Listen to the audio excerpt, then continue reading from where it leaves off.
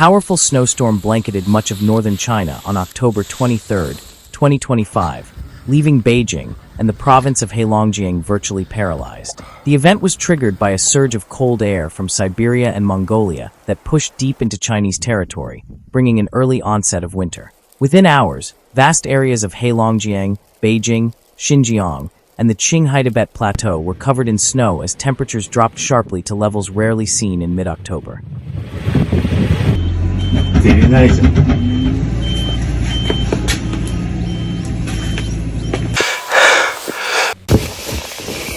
In the city of Mo, China's northernmost point, snowfall began on the night of October 22nd, and by dawn had already accumulated more than 4 inches. Local authorities reported that the snow volume was 3 times higher than the seasonal average. Municipal crews worked since sunrise with snowplows and emergency teams to clear streets and highways, while electrical workers inspected power lines to prevent outages caused by ice buildup. However, the situation worsened as the storm pushed southward.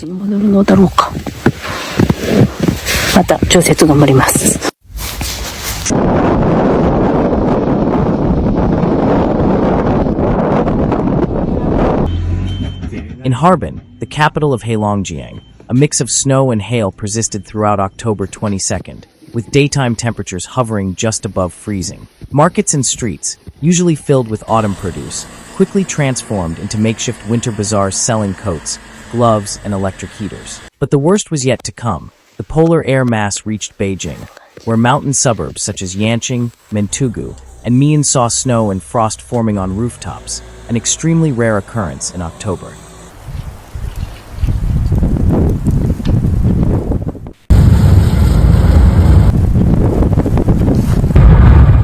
In the capital, meteorological agencies issued warnings about slippery roads and urged caution in areas near the Great Wall. Transportation services experienced delays as traffic slowed under layers of ice. The wind chill dropped drastically, forcing many residents to activate heating systems 2 weeks earlier than usual. But the cold front didn't stop there. Western regions and the Tibetan Plateau began to record heavy snowfall and blocked mountain passes.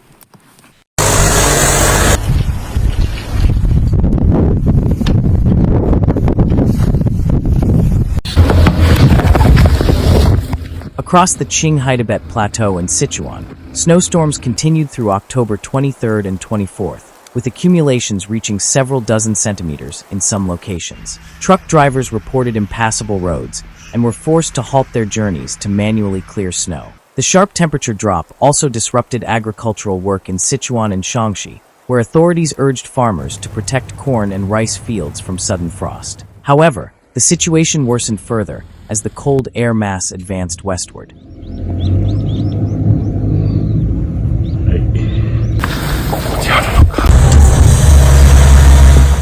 In Xinjiang, the cities of Altai, Urumqi, and Shahizi woke up covered in snow as early as October 21st. Local officials warned of accidents on icy roads and recommended stockpiling fuel for heating.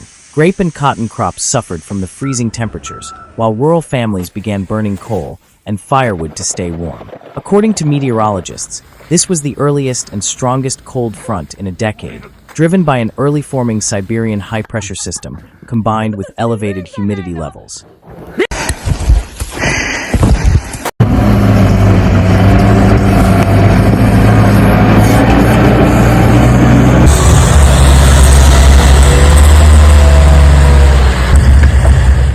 Satellite imagery showed an extensive band of snow stretching from the Russian border to the Sichuan Plateau. In many lowland areas, wind speeds reached up to 20 meters per second, further intensifying the cold. Experts from China's National Meteorological Center noted that the scale of this cold air mass far exceeded normal October levels. Power companies across the north were instructed to strengthen energy supply and increase coal reserves to prevent overloads. But the worst was yet to come, as forecasts warned that the freezing temperatures would persist through the